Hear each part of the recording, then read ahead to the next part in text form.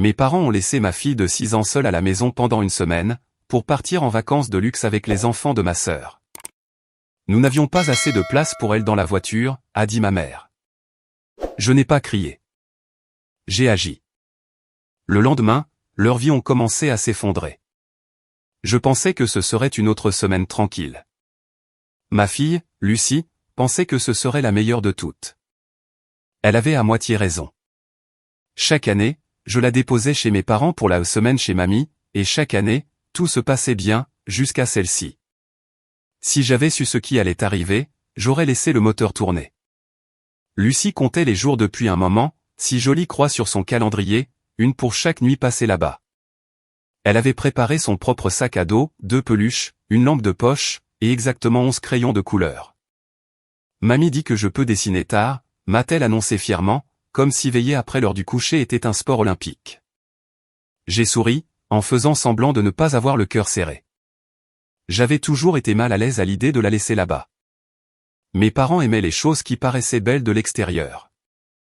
Les anniversaires, les séances photos, les titres de grands-parents, mais pas la responsabilité réelle qui allait avec. Les enfants de Jenna absorbaient toujours toute l'énergie qu'il leur restait. Pourtant, je me persuadais qu'une semaine avec ses grands-parents et ses cousins était une bonne chose pour Lucie, bonne pour son sens de la famille, même si le mien m'avait toujours semblé être une obligation. Leur ville n'était qu'à 1h30 de route, mais cela semblait plus loin, quelque part entre le souvenir et l'exil. Quand je me suis garé dans leur allée, Lucie vibrait d'excitation. « Mamie !» a-t-elle crié avant même que j'aie coupé le contact. Maman est apparue sur le porche, impeccable comme toujours, une main protégeant ses yeux du soleil. « Tiens, voilà ma fille préférée », a-t-elle dit, les bras ouverts. Elle parlait de Lucie, pas de moi. Les enfants de Jenna, Eden et Sophie, couraient déjà à travers les arroseurs automatiques en poussant des cris stridents. Travis, le mari de ma sœur, se prélassait non loin, une bière à la main, jouant le rôle de l'observateur serviable. Tout semblait si normal. Maman a embrassé Lucie sur le front. « Elle est bien avec nous, Alice. Tu as l'air fatiguée. Prends cette semaine. Repose-toi. » C'est ce que je fais toujours, ai-je répondu. J'ai regardé Lucie courir vers la pelouse, son rire étouffé par le bruit de l'eau frappant l'herbe. Pour une fois, je me suis autorisé à croire que tout irait bien. Mon mari et moi sommes partis le lendemain matin pour un court voyage d'affaires. Nous dirigeons une petite agence de design, et nous avions planifié ces réunions des mois à l'avance pour quel coïncident avec la semaine de Lucie chez ses grands-parents. C'était censé être simple. Du travail, quelques dîners, et peut-être dormir sans réveil. Ce premier soir, j'ai appelé pour prendre des nouvelles. Maman a répondu en haut-parleur. Je pouvais entendre les cousins en arrière-plan. Elle est juste là, a-t-elle dit, avant de passer le téléphone. Salut, maman. On a fait des biscuits, a dit Lucie, fière et essoufflée. C'est bien, ai-je dit en souriant. Sois sage pour mamie. Tout semblait normal. Le lendemain après-midi, personne n'a répondu. J'ai réessayé après le dîner. Toujours rien. Au moment où j'ai vu les photos en ligne, je m'étais déjà raconté une douzaine d'explications inoffensives. Téléphone en charge, mauvaise réception, trop occupé à s'amuser. Puis je l'ai vu. Maman, papa, Jenna, Travis, les cousins, tous sur un yacht. Légende, voyage en famille. Enfin un peu de temps ensemble.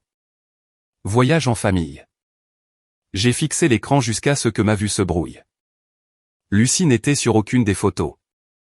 J'ai fait défiler à nouveau, plus lentement cette fois, comme si, peut-être, elle allait soudainement apparaître. Non. Pas de couette, pas de maillot de bain rose, pas de Lucie. J'ai appelé maman. Elle a répondu d'une voix joyeuse. Salut ma chérie. Comment se passe le voyage? Où est Lucie? À la maison, a-t-elle dit. À votre maison. Oui, ma chérie. On ne pouvait pas emmener tout le monde. Il n'y avait pas de place dans la voiture. Vous l'avez laissée là-bas. Oh, ne prends pas cet air horrifié. On a demandé à la voisine de passer voir. Quelle voisine? Celle qui a le chien. Elles ont toutes des chiens, maman. Elle a soupiré, déjà fatiguée de moi. Elle va bien, Alice. J'ai raccroché. Mon mari a levé les yeux de son ordinateur portable. Tout va bien? Non, ai-je dit. Ils l'ont laissé. Il a froncé les sourcils, en clignant des yeux. Laissé qui? Lucie. Seul chez eux. Pendant une seconde, il n'a pas compris. Puis sa bouche s'est légèrement ouverte. Attends, quoi? J'ai appelé. Maman a dit qu'il n'y avait pas de place dans la voiture. Elle. Quoi? Il n'y avait pas de place? Sa voix monta. Tu plaisantes. J'aimerais bien. Il a repoussé sa chaise. Appelle quelqu'un. Appelle n'importe qui. Il faut. J'appelle mamie. Mamie a répondu dès la première sonnerie, la voix chaleureuse. Ma chérie. Mamie. Ils sont partis en vacances. Ils ont laissé Lucie toute seule. Un silence, puis un quoi, abasourdi. Seul où? Chez eux. Ils ont dit qu'une voisine passait, mais je pense que c'est un mensonge. Elle a 6 ans, a dit mamie sèchement. Comment ça, ils l'ont laissée? Je ne sais pas. S'il te plaît, peux-tu y aller maintenant? Tu es la seule assez proche. Je pouvais déjà entendre le bruit de ses clés dans sa main. Je pars à l'instant. Reste en ligne si tu peux. J'ai hoché la tête, même si elle ne pouvait pas me voir. 20 minutes se sont écoulées lentement. Puis la voix de mamie est revenue, essoufflée. Je suis là. Je l'ai trouvée. Le soulagement et la nausée m'ont frappé en même temps. Est-ce qu'elle va bien? Elle a peur. Mamie a dit qu'elle mangeait des chips et des crackers.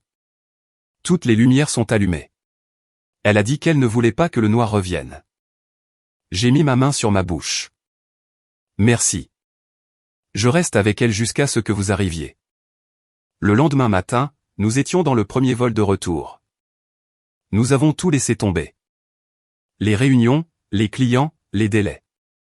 L'entreprise pouvait attendre. Pas Lucie. Mon mari n'a même pas discuté. Il a juste commencé à faire les valises avant que j'aie fini ma phrase. Le vol m'a paru interminable.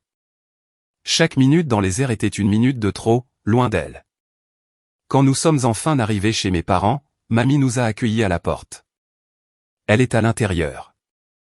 Lucie était assise sur le canapé, portant un des pulls de mamie, les yeux grands ouverts. Dès qu'elle m'a vu, elle a couru droit dans mes bras. Maman. Je l'ai serrée contre moi, sentant son cœur battre la chamade contre le mien. Tu es en sécurité maintenant. La voix de mamie était stable, plus froide que je ne l'avais jamais entendue. Ils lui ont laissé un mot. Sois sage. Il y a à manger dans le frigo. Je ne savais pas ce qui était le pire, le mot ou le ton si normal avec lequel il était écrit, comme s'il laissait un chat, et non un enfant. La cuisine était un désastre. Des miettes, des emballages vides, des traînées de jus collant. Sur la table se trouvait le carnet de dessin de Lucie, un petit bonhomme allumette à l'intérieur d'une maison remplie de gribouillis jaunes. Toutes les lumières étaient encore allumées. Mamie a posé une main sur mon épaule. Tu as toujours cru qu'il changerait, a-t-elle dit doucement. Maintenant, tu sais. Lucie a pleuré jusqu'à s'épuiser cette nuit-là. Elle est restée blottie sur le canapé, les yeux gonflés, la voix faible. Vers le matin, elle s'est finalement endormie et a murmuré, à moitié en rêvant, j'ai laissé les lumières allumées pour que tu me trouves. Je suis restée assise là pendant un long moment, à fixer la fissure dans le plafond, la même que lorsque j'avais son âge.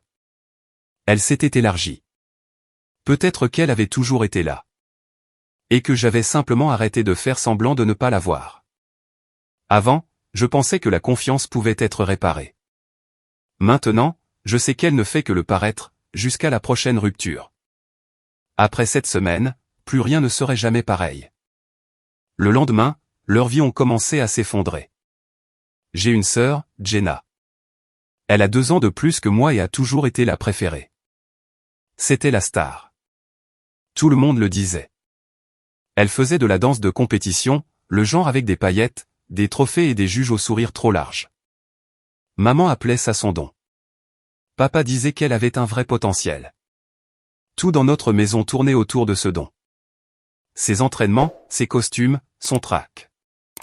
Quand elle faisait une pirouette, nous applaudissions. Quand elle pleurait, nous réorganisions nos vies. Moi, je ne dansais pas. Je ne brillais pas. J'étais la pragmatique. Celle qui allait chercher la bouteille d'eau, tenait l'appareil photo, s'assurait que les lumières étaient éteintes avant de partir pour une autre compétition du week-end. Maman me qualifiait de responsable. À l'époque, je pensais que c'était un compliment. Maintenant, je sais que c'était juste pratique. Quand j'avais 8 ans, ils ont commencé à me laisser seul à la maison. Pas pour la nuit, juste assez longtemps pour que j'oublie ce que c'était d'avoir de la compagnie. Je me faisais un sandwich, je faisais mes devoirs, et je prétendais que le bourdonnement du frigo était quelqu'un qui me parlait. Mamie était la seule à l'avoir remarqué. Elle habitait à proximité et passait quand elle savait qu'il serait parti. Elle n'en faisait jamais toute une histoire, elle se présentait simplement avec un dîner et de la compagnie. Elle avait une façon de faire paraître une maison vide à nouveau pleine. Une fois, je lui ai dit que c'était logique que maman et papa aiment plus Jenna. Elle est spéciale, ai-je dit. Mamie m'a regardé un long moment avant de répondre. Toi aussi, ma chérie. Elle est juste plus bruyante à ce sujet. Ça, c'était tout mamie. Voix douce, tir précis. L'adolescence de Jenna fut l'apogée de sa carrière.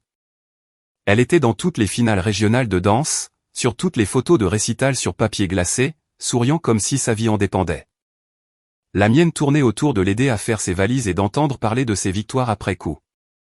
J'assistais parfois au spectacle depuis le public quand ils avaient lieu près de chez nous, mes parents au premier rang, agitant des roses comme si elle était à Broadway. Je m'asseyais quelques rangs derrière, essayant d'applaudir en rythme avec la musique. Puis un jour, tout s'est arrêté. Ça ne s'est pas produit de manière dramatique. Pas de blessure, pas de crise de nerfs. Elle a juste arrêté de gagner. Les filles qu'elle battait autrefois étaient soudainement meilleures, plus grandes, plus rapides. Jenna a fait une pause. La pause s'est éternisée. Elle restait dans sa chambre, à faire défiler de vieilles photos, à manger de la malbouffe par ennui et par chagrin. Maman disait qu'elle était en train de digérer. Papa lui a acheté un tapis de course qui a servi de porte-vêtements en moins d'une semaine. Quand elle a arrêté de danser, ses parents ne savaient plus quoi faire d'eux-mêmes. Leurs personnalités entières s'étaient construites autour de sa prochaine chorégraphie. Sans cela, la maison est devenue silencieuse. Trop silencieuse. Pour la première fois depuis des années, il y avait de la place pour parler d'autre chose. Il n'avait simplement personne à qui parler. Puis Jenna a rencontré Travis. Il travaillait dans le marketing, ce qui, j'ai appris plus tard, signifiait qu'il était au chômage avec des opinions bien arrêtées. Il était charmant, cependant, assez pour que maman le qualifie de bonne influence. Ils se sont mariés 1 an plus tard, et parce que la vie a le sens de l'humour, ils ont emménagé chez mes parents. Juste pour un temps, disait-il, pour économiser de l'argent pour leur propre maison. C'était il y a 8 ans. Ils économisent toujours. La maison où j'ai grandi est devenue une propriété partagée. Mes parents, Jenna, Travis, et finalement leurs 2 enfants. De l'extérieur, elle avait l'air pareille, mais à l'intérieur, c'était le chaos. Mi-garderie, mi-maison de retraite. Maman adorait ça. C'est si agréable d'avoir tout le monde sous le même toit, disait-elle, comme si elle avait bâti un empire. Papa se contentait de hocher la tête, probablement parce qu'il avait appris depuis longtemps que ne pas être d'accord était mauvais pour sa santé. J'ai déménagé à 1h30 de là avec mon mari et j'ai lancé une petite entreprise. Nous avons eu Lucie, ma fille calme et curieuse, qui aimait les livres et les histoires du soir et croyait encore que le monde était bon. Quand Lucie a été assez grande, j'ai commencé à la mener. Au début, je restais pour le week-end, juste pour m'assurer qu'elle était à l'aise. Elle adorait ses cousins, Eden et Sophie, sauvages, bruyants, toujours collants à cause des glaces à l'eau. Jenna aimait plaisanter en disant que Lucie était la calme, ce qui, dans le langage de Jenna, signifiait l'ennuyeuse. Je ne discutais pas. Mieux vaut être ennuyeux qu'imprudent. Avec le temps, la semaine des cousins est devenue une tradition. Une semaine chaque été où Lucie restait avec ses grands-parents et ses cousins pendant que je travaillais ou, plus honnêtement, que je récupérais. Lucie comptait les jours chaque année.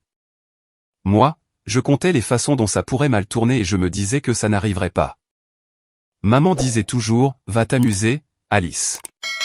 Tu mérites une pause. Elle le disait de la même manière que les gens disent, allez-y. On gardera le chat en vie. Avec le recul, le schéma semble évident. Il s'était toujours occupé de Jenna. Ses rêves, ses erreurs, sa famille. Je n'avais simplement jamais réalisé jusqu'où ils étaient prêts à aller pour elle, jusqu'à ce qu'ils franchissent la ligne entre la négligence et la cruauté. Si vous m'aviez demandé à l'époque, j'aurais dit que je leur faisais confiance. Non pas parce qu'ils l'avaient mérité, mais parce que je voulais croire qu'ils avaient appris quelque chose au fil des ans. Mais les gens ne changent pas. Ils deviennent simplement meilleurs pour faire semblant. Mamie était assise à la table de la cuisine de mes parents, comme si elle venait de traverser une tempête et n'avait pas encore décidé si elle y avait survécu. Devant elle se trouvait le mot que mes parents avaient laissé pour Lucie. Sois sage. Il y a à manger dans le frigo. Sa voix était calme, ce qui rendait la situation encore pire. Je n'arrive pas à croire que ma fille a écrit ça. Personne n'a répondu. Le seul son était le bourdonnement du réfrigérateur. Le même qui gardait la nourriture dont ma mère pensait apparemment qu'elle pouvait élever un enfant. Lucie dormait sur le canapé, enfin calmée après des heures de pleurs. Mon mari se tenait près de la fenêtre, la mâchoire serrée, comme s'il se retenait de donner un coup de poing dans la vitre. J'ai toujours su que ta mère était égoïste, a dit mamie. Mais je ne pensais pas qu'elle laisserait sa petite fille seule. Elle a dit que la voisine passerait, ai-je marmonné. Les sourcils de mamie se sont levés. Quelle voisine? J'ai haussé les épaules. L'imaginaire, apparemment. Cela lui a valu un rire court et amer. Eh bien, les voisines imaginaires ne sont pas d'une grande aide. Tu vas signaler ça, n'est-ce pas? Je le ferai. Aujourd'hui, Alice. Pas un jour. Le poste de police était à 10 minutes. L'officier a écouté, sa mâchoire se crispant à mesure que j'expliquais. Alors, elle est restée seule combien de temps, a-t-il demandé. Environ une demi-journée, ai-je dit. Ils sont partis ce matin-là pour un voyage d'une semaine. Ils avaient prévu de la laisser seule tout le temps, mais je l'ai découvert et j'ai appelé ma grand-mère. Elle est arrivée ce soir-là. Il continuait d'écrire, plus lentement maintenant. Incroyable, a-t-il murmuré. Je lui ai tendu le mot. C'est ce qu'ils ont laissé derrière eux. Il a hoché la tête une fois. Nous allons ouvrir une enquête pour le bien-être de l'enfant. Quand il m'a demandé si je voulais rester anonyme, j'ai secoué la tête. Non. Ils doivent savoir exactement qui a appelé. Quand nous avons quitté le poste, le soleil se couchait. Nous sommes retournés à la maison, avons fait les bagages de Lucie et nettoyé ce que nous pouvions. Mamie a embrassé le front de Lucie avant notre départ. Tu es en sécurité maintenant, ma chérie, a-t-elle dit doucement. Et je viendrai toujours si tu as besoin de moi. Lucie a souri d'un air endormi. Promis? Promis. Nous sommes rentrés en voiture cette nuit-là. Personne ne parlait. Tous les quelques kilomètres, les mains de mon mari se crispaient sur le volant, puis se détendaient, comme s'il essayait encore de digérer le fait que nous nous éloignions de gens qui trouvaient cela normal. Une semaine plus tard, mon téléphone s'est allumé avec le nom de maman. J'ai répondu en haut-parleur pour que mon mari puisse entendre. Allô? Qu'est-ce que tu as fait? Sa voix n'était pas confuse. Elle était furieuse. J'ai déposé une plainte à la police, ai-je dit, pour abandon d'enfant. Quoi? Quelle plainte? Il y a eu un brouhaha et soudain, la voix de Jenna a percé la ligne. Ne mens pas, Alice. On ne parle pas de ça. Puis les cris ont commencé. Les deux en même temps. Qu'est-ce que tu as dit à mamie? Elle a perdu la tête. Elle te donne la maison. Elle nous met à la porte. Tu trouves ça drôle? J'ai cligné des yeux. Attends, quoi? Ne joue pas l'innocente, a hurlé Jenna. Mamie a changé la fiducie. La maison est à ton nom maintenant. Je ne savais même pas qu'elle avait une fiducie. Bien sûr, a dit maman, dégoulinante de sarcasme. Tu te retrouves comme par hasard avec la maison. Comme c'est pratique. Elle n'est pas confuse, ai-je dit. Elle est en colère. Il y a une différence. En colère parce que tu lui as rempli la tête de mensonges. A rétorqué maman. Tu es jalouse depuis que tu es gamine. Jalouse de quoi, maman? De ton éducation ou des trophées de Jenna? Ça a fait mouche. J'ai entendu son souffle se couper. Jenna est revenue, plus fort. Tu as détruit cette famille. Non, ai-je dit. C'est vous qui l'avez fait quand vous avez laissé une enfant de 6 ans seule avec un frigo. La ligne est devenue silencieuse. Mes mains tremblaient quand j'ai appelé mamie. Elle a répondu immédiatement. J'attendais cet appel. Je viens de raccrocher avec eux. Ils disent que tu as changé la fiducie. C'est ce que j'ai fait. Pourquoi? Parce que j'ai passé 78 ans à nettoyer les dégâts des autres. Cette fois, je voulais en empêcher un. Je me suis affalé sur une chaise. Ils pensent que c'est moi qui t'ai forcé. Je sais. Ils sont déjà passés. Oui. Je leur ai dit de partir. Puis j'ai appelé mon avocat. Est-ce que ça va? Je vais bien, a-t-elle dit. Ils n'essaieront plus. Ils détestent les inconvénients plus que les conséquences. J'ai ri. Ils appellent ça de la maltraitance de personnes âgées. C'est nouveau. Au moins, c'est créatif. Mamie, pourquoi me donner la maison? Elle est restée silencieuse un moment. Parce que je ne peux pas la laisser à quelqu'un qui a pensé que ce toit était un endroit approprié pour laisser un enfant seul. C'est ma décision, Alice. Tu ne me dois aucun remerciement. J'ai pris une grande inspiration. Tu es sûr? J'en suis sûr. Maintenant, promets-moi une chose. Ne les laisse plus approcher Lucie. Je te le promets. Bien, a-t-elle dit. Alors, on arrête de s'inquiéter. Après avoir raccroché, je suis resté assise à la table, le téléphone encore à la main, le cœur battant toujours la chamade. La plainte à la police, la maison, les appels. Sur le papier, cela ressemblait à la justice. Dans la vraie vie, cela ressemblait à de l'épuisement. Peut-être que les familles comme la nôtre ne se brisent pas d'un coup. Peut-être qu'elles ne cessent de se fissurer jusqu'à ce qu'un jour, quelqu'un remarque que le sol ne tient plus. Je pensais que les cris étaient terminés. J'avais tort.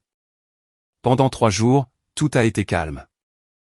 Ce genre de calme qui semble emprunté, comme la pause entre 2 coups de tonnerre quand on ne sait pas si l'orage s'éloigne ou s'il reprend simplement son souffle. Lucie était de retour à l'école. Mon mari s'est plongé dans le travail. J'ai essayé de revenir à des choses normales, la lessive, les délais, faire semblant de dormir, mais mon téléphone n'arrêtait pas de s'allumer avec des appels manqués de numéros que je ne reconnaissais pas. Je n'ai pas répondu. Le 4e matin, le silence s'est rompu. Ça a commencé avec ma cousine de l'Ohio. Je voulais juste prendre de tes nouvelles, a-t-elle dit, en traînant sur les mots comme si elle appelait d'un feuilleton télévisé. Pourquoi, ai-je demandé. Elle a hésité. Tu n'as pas vu? Elle n'a pas eu besoin d'expliquer. À la minute où j'ai raccroché, les SMS ont commencé à arriver. Capture d'écran, lien, tout le monde identifiant tout le monde. Maman avait publié un long paragraphe tremblant sur la trahison et la manipulation. Jenna en a ajouté un plus court. Je ne comprendrai jamais comment quelqu'un peut détruire sa propre famille pour de l'argent. Travis, qui ne manque jamais une occasion d'attirer l'attention, a commenté maltraitance personne âgée. À l'heure du déjeuner, mon nom était en tendance locale, une phrase qui ne devrait jamais arriver à quelqu'un sans attaché de presse. J'ai appelé mamie. Elle a décroché à la 2e sonnerie, la voix vive. Les gens n'arrêtent pas de m'appeler, a-t-elle dit avant que je puisse parler. Ils me demandent ce qui se passe. Quelque chose à propos des ordinateurs. Je leur ai dit que je ne faisais pas ces bêtises de Facebook.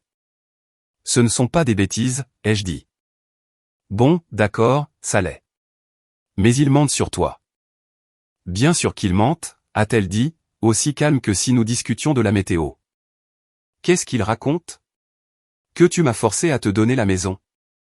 Elle a reniflé. C'est créatif. Aux dernières nouvelles, je peux encore penser par moi-même. Tu veux voir ce qu'ils disent? Elle a hésité. Autant le faire. Je déteste quand les gens décrivent mal les choses. J'ai conduit 1h30 pour retourner dans leur ville, chez mamie.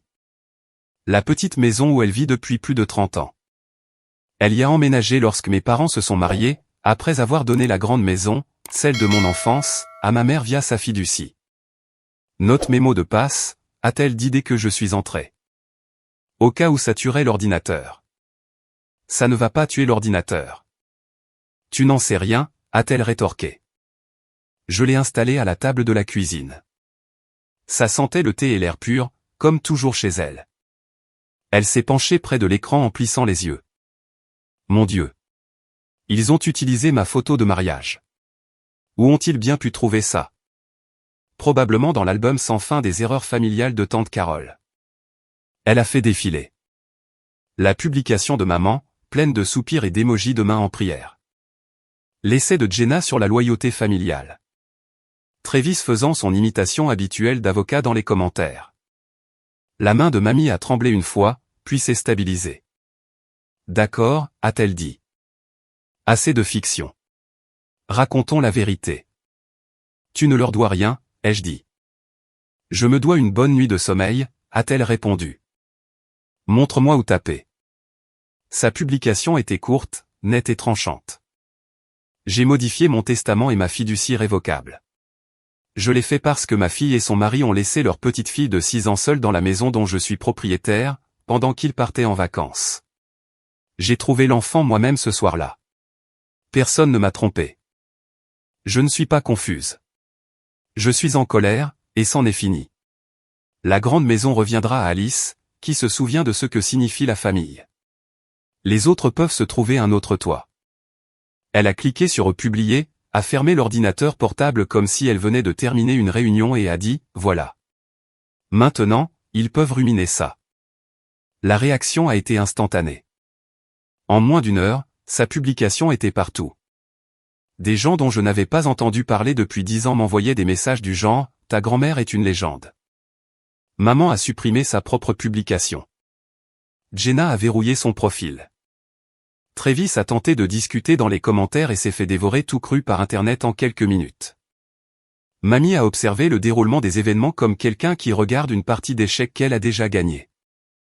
Ils oublient toujours, a-t-elle dit, que j'ai élevé la moitié de cette ville.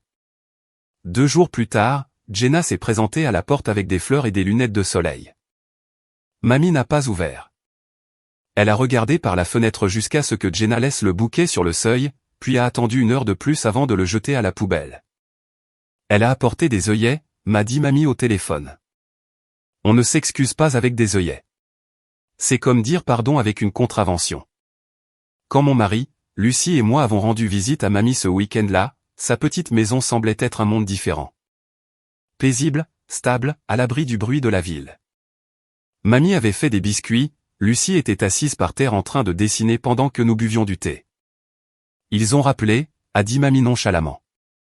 Je laisse la messagerie vocale prendre les appels. Et s'ils se présentent, ai-je demandé. J'appellerai la police, a-t-elle dit. Et peut-être le journal. Ils aiment les mises à jour. J'ai ri. Tu n'as vraiment pas peur facilement, n'est-ce pas? Plus maintenant. J'ai déjà survécu à leurs besoins d'approbation. Elle a versé plus de thé. Tu sais, je pensais que le silence maintenait la paix. Il s'avère qu'il ne fait que donner aux tyrans une meilleure acoustique. Quand nous sommes partis, elle nous a accompagnés à la porte. S'ils reviennent, appelle-moi d'abord, lui ai-je dit. Elle a souri. J'appellerai celui qui arrivera le plus vite. Lucie l'a serré fort dans ses bras. Tu es courageuse, a-t-elle dit. Mamie a fait un clin d'œil. Ne le dis à personne. Ça ruine ma réputation. Ce soir-là, de retour à la maison, j'ai parcouru une dernière fois la publication de mamie. La tempête en ligne s'était largement calmée, mais la vérité était toujours là, épinglée en haut de sa page comme une cicatrice qui avait guéri selon ses propres termes. Un commentaire s'est démarqué. Parfois, les familles les plus bruyantes deviennent silencieuses quand quelqu'un dit enfin la vérité. Peut-être que c'était nous. Ils voulaient le silence de mamie. À la place, elle leur a donné la vérité. Forte, publique et permanente. 6 mois plus tard, tout s'est finalement calmé, du moins sur le papier. Mes parents, Jenna et Travis, ont déménagé de la grande maison après l'expiration de leur délai de 30 jours. Ils sont maintenant locataires, tous ensemble, dans un petit duplex près de l'autoroute. Fini les yachts et les vacances de luxe. Le loyer fait ça aux gens. L'enquête de la police s'est terminée par une accusation de mise en danger d'enfants. Ils ont eu une mise à l'épreuve, une amende et des cours de parentalité obligatoires. Pas de prison, mais le rapport a fait les gros titres locaux, et soudain, la famille préférée de tout le monde est devenue l'exemple à ne pas suivre de la ville. Les services de protection de l'enfance ont également frappé à la porte de Jenna et Travis. Un contrôle de routine, mais assez embarrassant pour que même maman ne puisse pas le transformer en une histoire où elle est la victime. D'après ce que j'ai entendu, la maison est bruyante de disputes et silencieuse de ressentiments. Je n'appelle pas. Eux non plus. Le silence n'a jamais semblé aussi paisible. Lucie et moi rendons visite à mamie chaque semaine maintenant. La route n'est pas longue. 1h30 de karaoké en voiture et de miettes de goûter. Mamie fait semblant de détester le bruit, mais elle nous fait toujours un signe de la main depuis le porche avant même que nous soyons sortis de la voiture. Nous prévoyons de courtes vacances ensemble ce printemps. Quelque part au soleil, quelque part de simple. Lucie a déjà emporté 3 livres et un maillot de bain. Mamie dit qu'elle apportera des mots croisés et de la crème solaire pour les peaux pâles. La vie semble à nouveau simple, de la meilleure des manières. Stable, calme, honnête. Alors, qu'en pensez-vous? Mamie a-t-elle bien fait? Ai-je eu raison de les dénoncer? Sommes-nous allés trop loin, ou pas assez?